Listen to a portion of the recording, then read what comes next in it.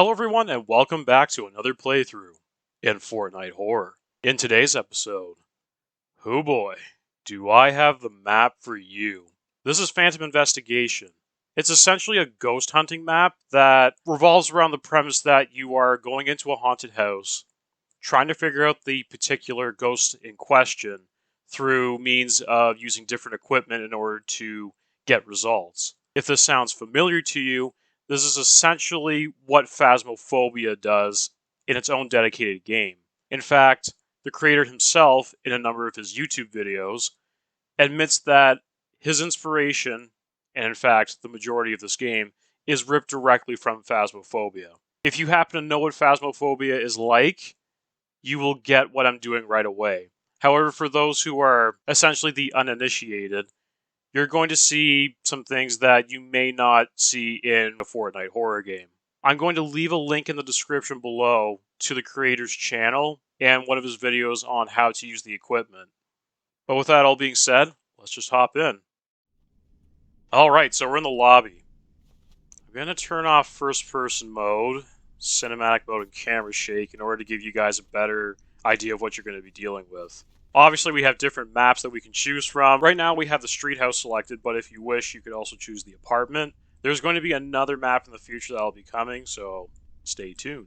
You're going to be gifted a lot of tools to help you in your investigation and basically get as close of an assessment that you can on the ghost. You'll be given a standard flashlight because these maps are going to be fairly dark, and there will be points where you are plunged into perpetual darkness. You'll be given an EMF sensor, which stands for electromagnetic field sensor. Basically, it's a proximity sensor. If the ghost is nearby, it will trip this and it will scream. Just to kind of deviate from what I was saying, there are different ghosts that will trip different things, and they will have their own dedicated features over here. You'll see this list when we're going into the game, but it's essentially the calling card or the characteristics of what each ghost is going to be like. You're also going to be given a thermometer, so if a ghost happens to give off any cold spots, you're going to be using this in order to determine that.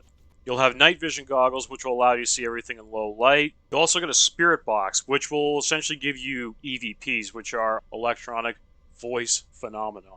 Basically, if the ghost has the ability to talk to you, this will be your best way to figure that out. You'll also get the grid, which is essentially a laser projector that will allow you to pick up any models that will go through the laser sight. When it walks through, it will distort the laser field. The other things that aren't here will obviously be your meds. So in this game, there will be situations where the ghost may actually have an interaction with you, and that may cause you to lose some sanity, just like Phasmophobia. So the meds are there to essentially bring you back from the brink of going insane, because I'm assuming just like Phasmophobia, there is a chance that the ghost could essentially do you in. There is another piece of equipment that we will be using. It's a laptop that has a security camera mounted into the living room. It just gives you a better idea of anything that might be in the area, like orbs or even a full-blown apparition. So you'll see that when I go into the map. Alright, now for the evidence. Cold spots, obviously you're going to be using your thermometer to try and figure this out. If the ghost is around, you're going to see cold spots where it will dip basically close to around the negative values. Ghost orbs, they essentially just look like really bright dust, and they'll be floating around if the ghost is generally interacting with the room. EMF sensor, again, if the ghost is around and he gives this off, it will more or less cause the EMF sensor to be very loud. Spirit box is essentially going to be the ghost will talk to you if it has the ability to do that. Evil will be a lot more startling because it does one of two things. It's either going to knock items out of your hand, like literally slap them out of your hand, or you're going to be pushed. And it will happen out of nowhere, and it will scare the poop out of you. Ghost writing, obviously, in Phasmophobia, you would have a book that the ghost would write in. We don't have that. It's essentially going to be a scenario where the ghost is going to write something on the wall. And that about does it. Alright, well, let's hop in.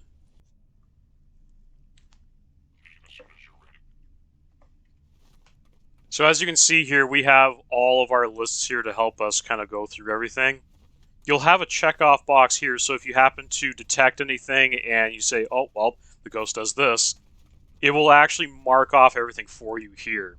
And then once you're able to determine which ghost is on the list here, you check it off and you go over here to end your investigation. One thing that I forgot to mention is that you have an ability to check your health here. If you are starting to go a little bit insane, it will tell you whether or not you have a status that's normal, or you might be going a little loopy. So that'll be time for you to use your meds here. Alright, so I'll just go through this like I'm playing a regular game and not a walkthrough. Grab my house key, get a flashlight. I usually like using the EMF sensor right away, and I'm going to grab the grid. Alright, let's get in there.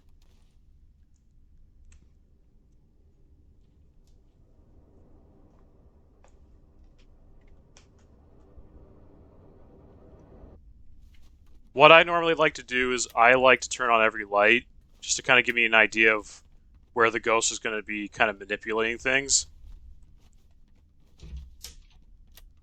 It's just generally better to do that because you kind of get a better scope of what you're dealing with.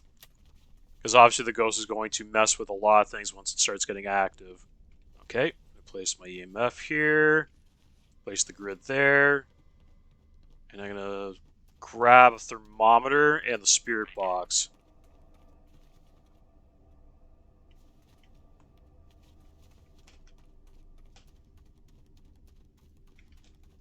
Alright, Ghosty. Time to show yourself.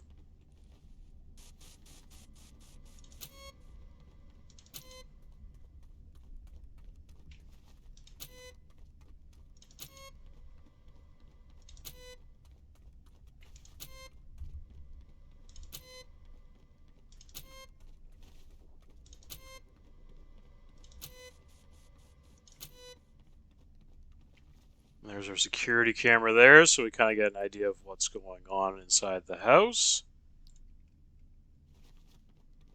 It's a little quiet so far. Uh-oh.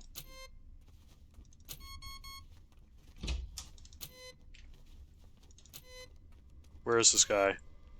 He was here.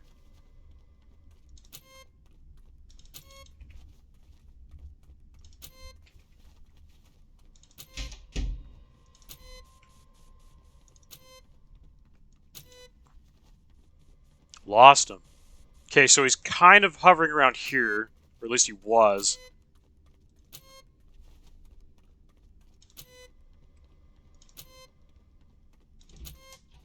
Uh-oh. Oh, that's great. Yeah, he hit the fuse box. All right, we just gotta turn that back on.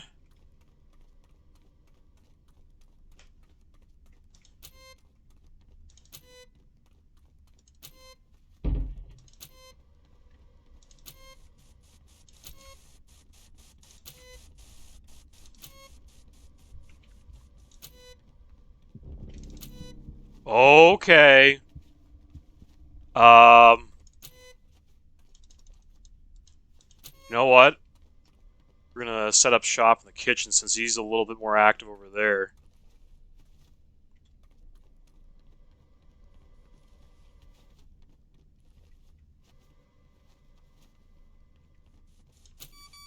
Uh-oh.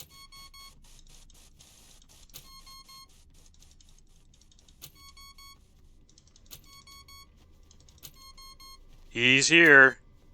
At least he is around here somewhere. So I'm just going to assume that that's going to be our accurate assessment for a thermometer. But that's our cold spot. Alright.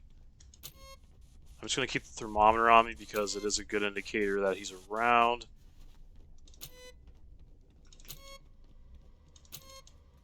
Nothing yet. Oh!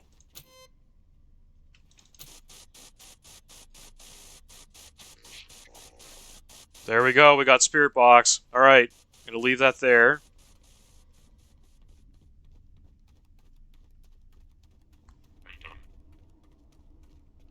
Alright, spirit box. So we got 2. Normally this is a good time to kind of look at the list and see what you're dealing with. So it's either going to be this guy here or a Mori. Alright, so we're looking for either a proximity sensor or it's going to be orbs. Alright.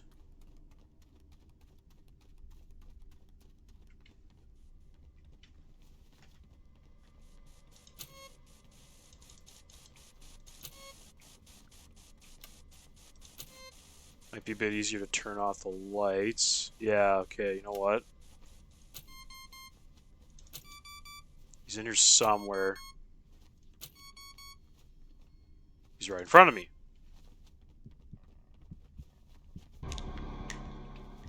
Uh-oh. That means I probably got hit by it. Let's see if my health's okay. Okay. Thank you.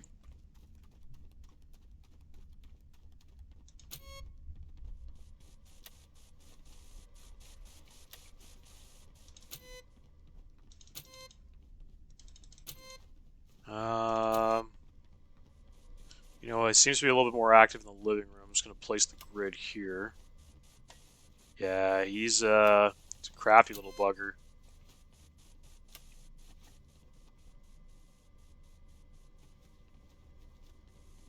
I'm going to move you. Okay, we're going to set up shop in the living room again since he's kind of doing more over there. I do need the EMF sensors since it's kind of going to determine whether or not that's the ghost I'm looking for or not. Actually, you know what? The grid might be kind of in the way because I need to see orbs.